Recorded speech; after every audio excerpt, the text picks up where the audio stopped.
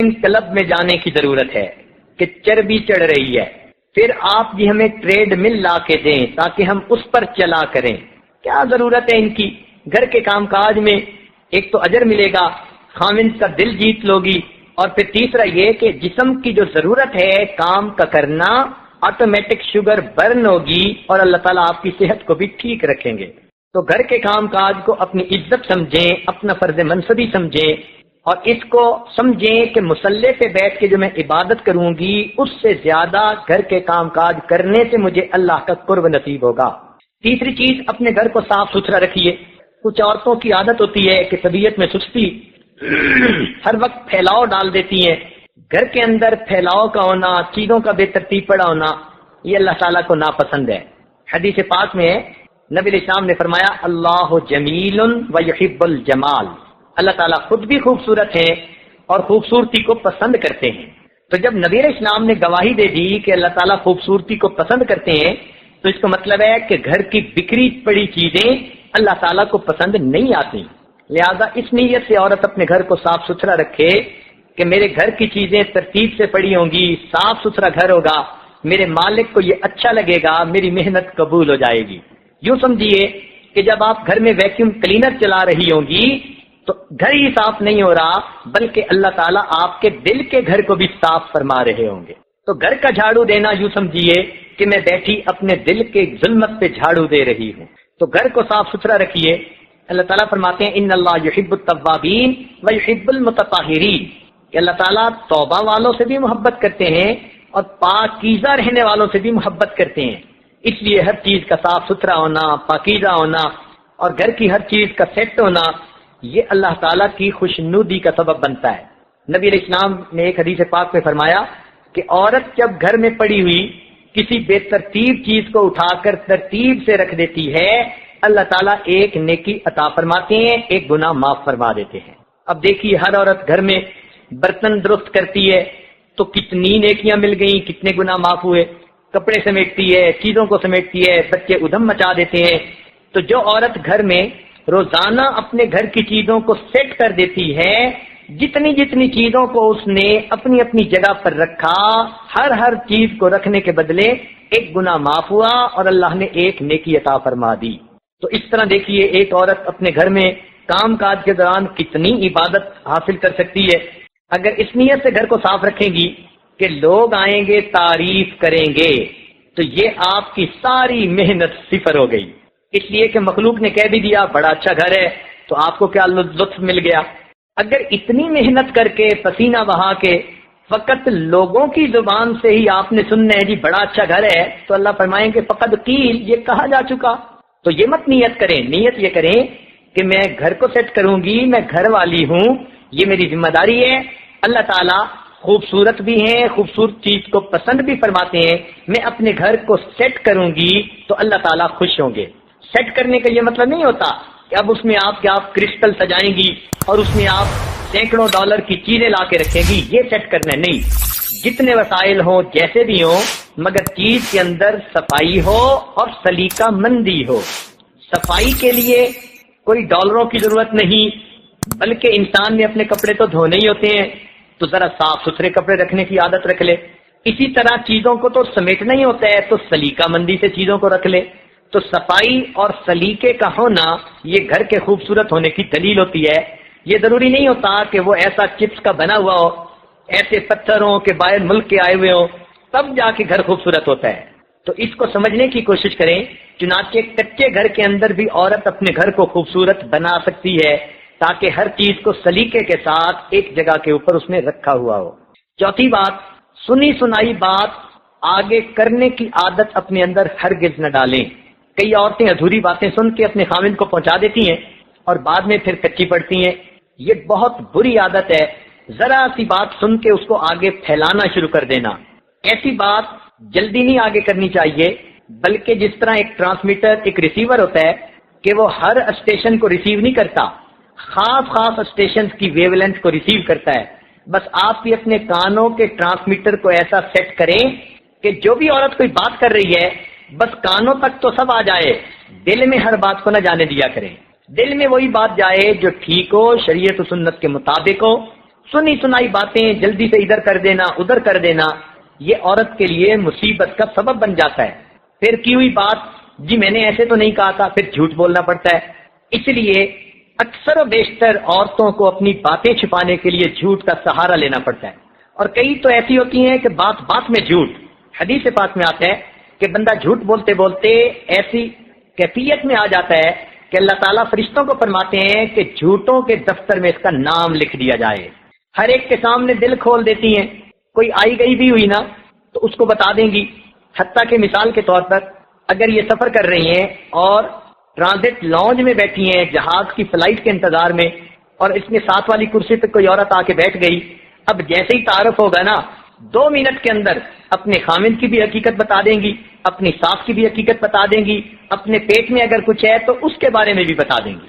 یہ کتنی بے وقوفی کی بات ہے کہ ذرا سی بات میں انسان اتنا جلدی اپنے دل کو دوسرے کے سامنے کھول دے۔ یہ چیز اچھی نہیں ہوتی، بلکہ اس چیز کے نقصانات ہوتے ہیں۔ ہر بات کرنے والا خیر خواہ نہیں ہوتا۔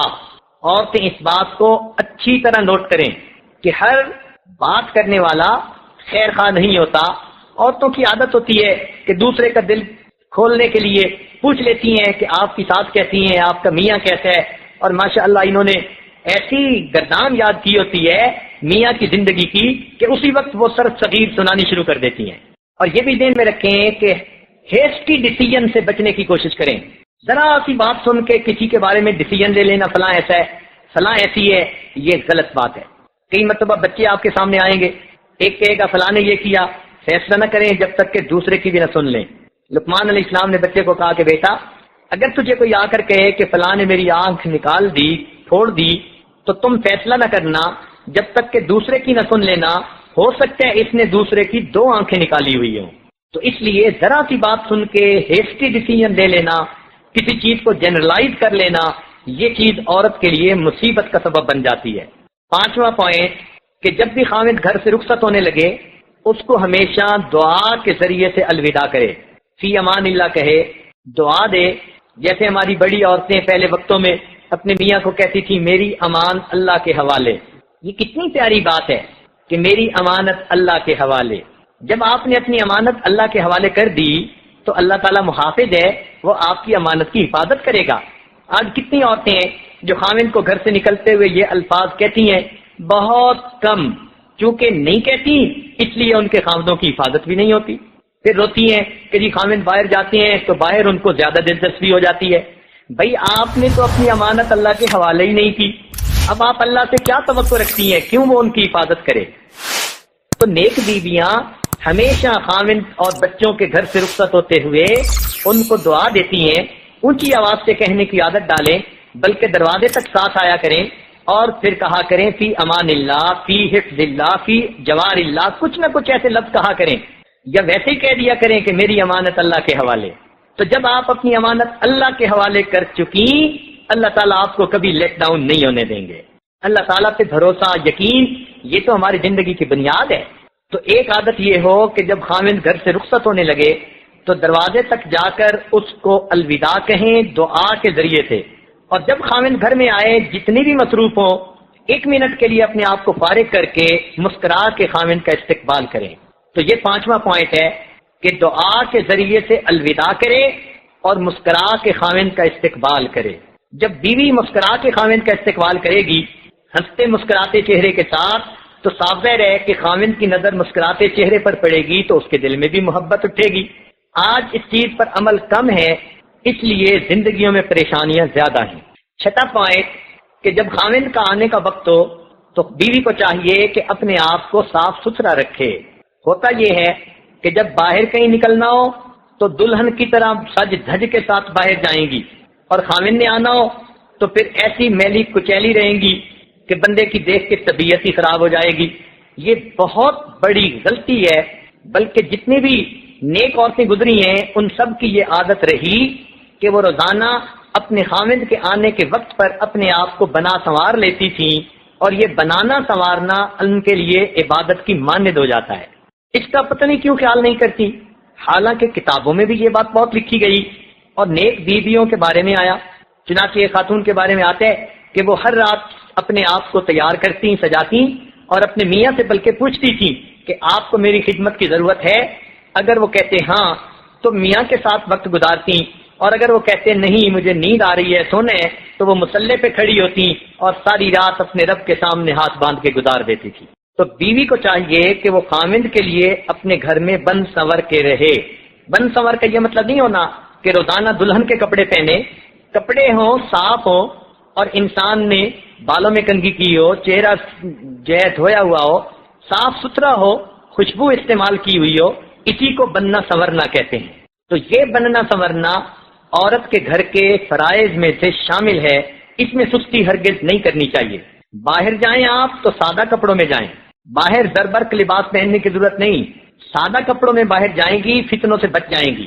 یاد رکھیں لباس کی سادگی عورت کے حسن کی حفاظت کا سبب بن جاتی ہے۔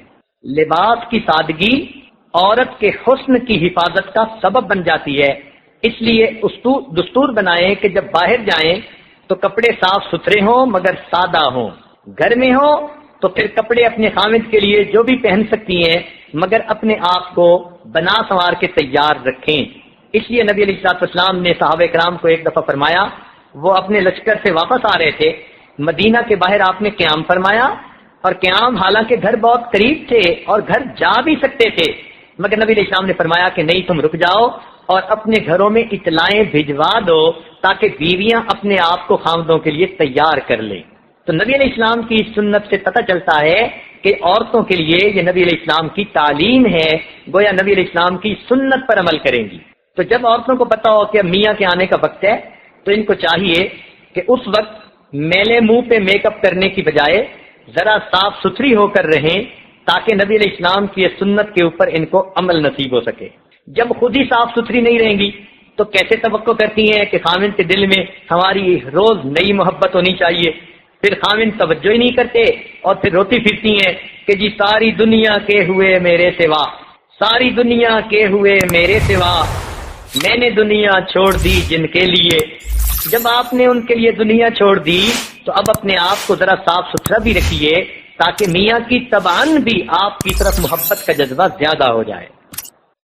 ساتویں بات کہ تقریبات میں جانا پڑتا ہے رشتہ داروں میں، صلہ رحمی کی نیت سے جائیں۔